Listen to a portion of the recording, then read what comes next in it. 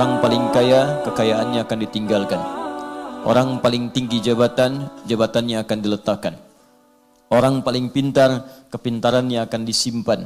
Semua masuk ke alam kubur hanya membawa satu saja hubungannya dengan Allah, yaitu amal saleh.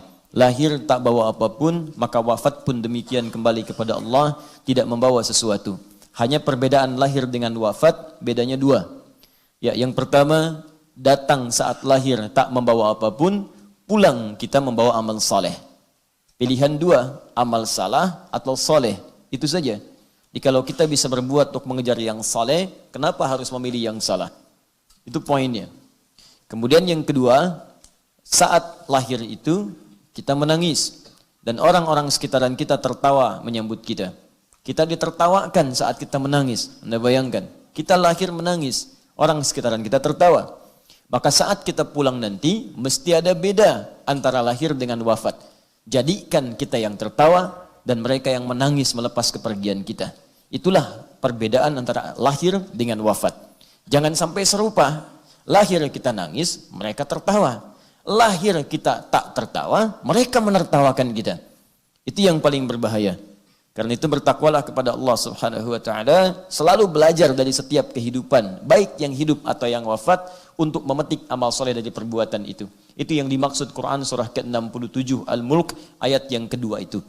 Itu yang dibacakan oleh kita setiap akan tidur, supaya dengan manfaat ayat-ayat itu kita pelajari di dunia, membawa cahaya saat kita kembali ke alam akhirat melalui alam kubur kita. Huwallazi khalaqal mauta wal haya liyabluwakum ayyukum ahsanu amala.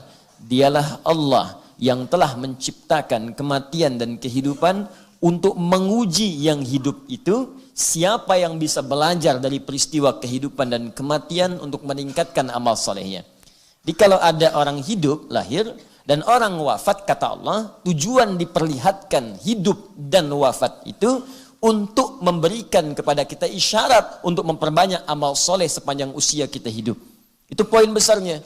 Jadi kalau ada kehidupan, lihat, oh baru lahir nih, 12 September 2019. Baru terlahir, kita sudah 40 tahun. Nah, yang lahir ini masih bersih. Kita 40 tahun, berapa kesalahan yang sudah diperbuat selama hidup 40 tahun ini? Ya, berapa maksiat di mata, maksiat di telinga, maksiat di lisan, sampai ke ujung kaki. Sudah tobat belum? Ya, masa lahirnya bersih, pulangnya kotor? Maka setiap kali ada yang melihat lahiran, mendengar lahiran, terbayang oleh kita hadis Nabi, kullu mauludin yuladu 'alal fitrah. Hei, kamu itu lahir fitrah, seperti bayi ini lahir. Kamu pun yang telah 40 tahun, dulu kamu suci. Saat kamu lahir, kamu bersih. Malu dong, datang bersih, pulang bawa dosa. Datang bersih, pulang kotor. Allah kirimkan kita ke rahim dunia ini dalam keadaan bersih. Masa pulang-pulang banyak bawa kotoran? Maka dari itu setiap melihat orang lahir, ingat kita pun pernah dilahirkan dengan situasi serupa. Ingat kita pun pernah dalam nilai yang sama, yaitu putih, bersih, tanpa noda. Jangan sampai pulang dalam keadaan maksiat. Karena itu setiap mendengar kelahiran, syukurnya dibuktikan dengan bentuk taubat kepada Allah Subhanahu wa taala untuk memperbaiki diri. Itu poinnya. Yang kedua, diperlihatkan orang wafat, diperlihatkan, diperdengarkan, ya, tampak kemudian dalam berita, di media sosialnya, ya, dalam elektroniknya, terlihat, terdengar, nampak. Apa hikmah semuanya itu? Liyabluwakum ayyukum ahsanu amala. Lihat siapa yang wafat. Ketika dia meninggalkan banyak karya, banyak amal-amal kebaikan, maka pantulkan itu ke dalam kehidupan kita. Kalau saya pulang nanti bagaimana? Itu poinnya.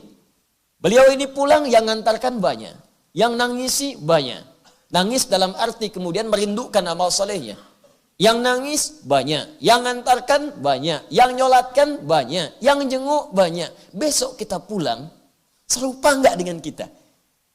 Maka ketika yang demikian sudah kembali kepada Allah, tersisa kita, maka manfaatkan sisa hidup kita itu untuk mengumpulkan amal soleh, sehingga mendapatkan kemuliaan yang serupa dengan orang-orang yang telah mendahului kita. Itu poinnya.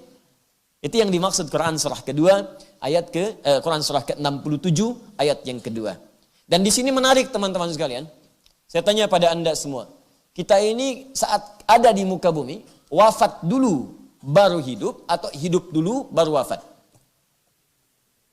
Wafat dulu baru hidup. Di antum kemarin wafat, sekarang hidup. Normalnya hidup dulu, baru wafat. Gak ada orang wafat dulu baru hidup. Gentayangan namanya. Bang. Siapa? Saya bang. Sate 200 tusuk. Sudah, nggak ada. Orang hidup dulu baru wafat, nggak ada wafat baru hidup. Ya, tapi pertanyaannya, kenapa di ayat ini kematian didahulukan dibandingkan kehidupan? Walladzi khalaqal mauta, wafat, wal hayat hidup. Di maut didahulukan, hayat diakhirkan. Nah, ini cara menafsirkannya pakai ilmu balaghah. Ya, rumusnya at-taqdim wa ta'khir. Ya, kalau ilmu nahwu nggak nyampe di sini.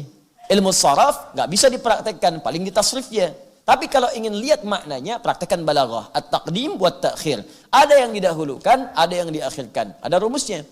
Kenapa kehidupan diakhirkan dan harakatnya fathah? Menunjuk pada sesuatu yang panjang. Ingin menunjukkan sifat rasa psikologis manusia yang umumnya ingin cenderung hidup lebih lama dan panjang. Hampir jarang ditemukan ada manusia ingin meninggal cepat-cepat. Mau meninggal besok?